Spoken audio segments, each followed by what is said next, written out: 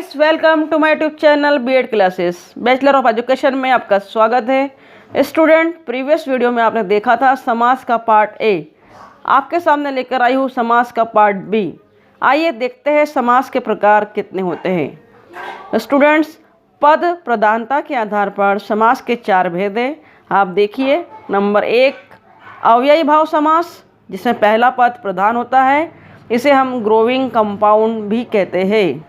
दूसरा है तत्पुरुष समास, जिसमें दूसरा पद प्रधान होता है, जिसे इंग्लिश में डिपेंडेंट डिटर्मिनेटिव कंपाउंड कहा जाता है। तीसरा है द्वंद्व समास, जिसमें दोनों पद प्रधान होते हैं, जिसे हम कोऑर्डिनेटिव कंपाउंड कहते हैं। और चौथा है बहुब्री समास, जिसमें दोनों ही पद अप्रधान होते हैं, अर्थात तीसरा पद प्रधान होता है। पॉसेसिव कंपाउंड इसे कहा जाता है। आइए समझने का प्रयास करते हैं समास के प्रकारों को। पहला प्रकार अव्ययी भाव समास को आप देखिए। अव्ययी भाव समास, इस समास में पहला अर्थात पूर्व पद की प्रधानता होती है और दूसरा पद अव्यय बन जाता है। अव्यय ऐसे शब्दों को कहते हैं जिसमें किसी भी कारण से कोई विकार उत्पन्न नहीं होता।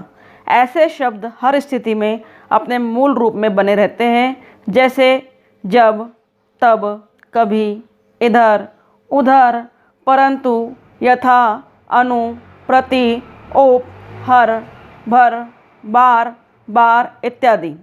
तो स्टूडेंट्स, अव्ययी भाव समास से तात्पर्य यहाँ पर अवयव से तात्पर्य है ऐसा शब्द जिसमें विकार उत्पन्न नहीं होता। और विकार उत्पन्न नहीं होने से तात्पर्य है कि किसी भी लिंग, वचन और कारक के अनुसार जब प्रयोग करते हैं तो इन शब्दों में कोई परिवर्तन नहीं होगा। जैसे यथा शब्द है तो कोई परिवर्तन नहीं होगा। किसी भी लिंग के लिए आप प्रयोग करें तब शब्द का प्रयोग में परिवर्तन नहीं होगा। किसी भी लिंग के लिए प्रयोग करें, कारक के लिए करें या वचन के लिए करें, इधर उधर जितने भी शब्द हैं इसमें कोई परिवर्तन नहीं होगा। यहाँ अवयव से ये तात्पर्य है। इम्पोर्टेंट नोट में देखिए, अवयव आधार पर ही इसे हम अव्ययी भाव समास कहते हैं।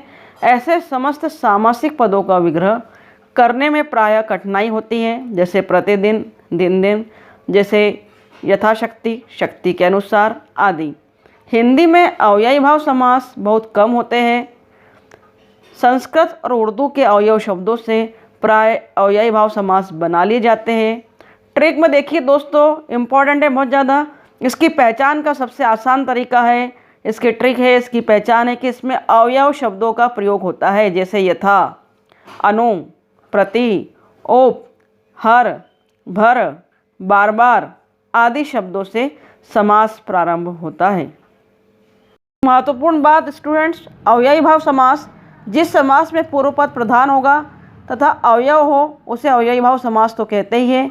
इस समास में सामासिक पद प्रायः अवयव या क्रिया विशेषण के रूप में प्रयुक्त होता है, अर्थात अवयव हो सकता है या क्रिया विशेषण भी हो सकता है। यथा, प्रति, भर आदि शब्द इस तरह हो सकता है और भी उदाहरणों के माध्यम से जानेंगे। आइए, अव्ययी भाव समास के उदाहरण आप देखिए स्टूडेंट्स। जिस सामासिक शब्द में पूर्व पद प्रधान तथा अवयव हो और उसके योग से सामासिक शब्द भी अवयव बन जाए, वही अव्ययी भाव समास कहलाता है। हाथों हाथ, हाथ ही हाथ में आप देख सकते हैं, हाथों हाथ अवयव शब्द है, अर्थात बहुत छोटा है अपने आप में, उसे भी अवयव कहते हैं। जिसका व्यय न हो उसे भी हम अवयव कहते हैं और जिसके कारण परिवर्तन न हो उसे भी अवयव कहते हैं। प्रतिक्षण, क्षण क्षण, भरपेट, पेट भरकर, यथाशक्ति, शक्ति के अनुसार, प्रतिदिन, प्रत्येक दिन, आजीवन, जीवन पर्यंत। देखते हैं और भी उदाहरणों को। बाकायदा कायदे के अनुसार, आज्ञानुसार, आज्ञा के अनुसार उदाहरण देख रहे हैं आप लोग। हाथों हाथ, एक हाथ से दूसरे हाथ में, यथामति, मति के अनुसार, आमरण, मरण तक, प्रसंगानुकूल, प्रसंग के अनुकूल, यथाविधि, विधि के अनुसार, बीचों बीच, बीच ही बीच में, यथासंभव, जैसा संभव हो, यथाशक्ति, शक्ति के अनुसार, रातों रात, भरसक, बेशक आदि उदाहरण अव्ययी भाव समास के उदाहरण है। अन्य उदाहरणों में आप देख रहे हैं, समस्त पद और विग्रह में आजन्म, जन्म से लेकर, अनजाने, बिना जाने, घर घर, प्रत्येक घर, निसंदेह, संदेह रहित, प्रत्यक्ष, आँखों के सामने, बेखटके, बिना खटके, यावत जीवन, जीवन भर, हर घड़ी, प्रत्येक घड़ी, अकारण, बिना कारण के और यथा नियम, नियम के अनुसार अव्ययी भाव समास के उदाहरण है। बहुत ही महत्वपूर्ण नियम, अवयवों की द्विरुक्ति से अर्थात पुनः पुनः प्रयोग होने से भी अव्ययी भाव समास बनता है। जैसे धड़ाधड़ 2 बार प्रयोग हुआ है अवयव का, धीरे धीरे 2 बार प्रयोग हुआ है, कौड़ी कौड़ी 2 बार प्रयोग हुआ है, इसलिए यह भी अव्ययी भाव समास के अंतर्गत आएगा। स्टूडेंट्स, एग्जाम में पूछा जाता है तो घबराइए नहीं, नियमों को याद रखिए।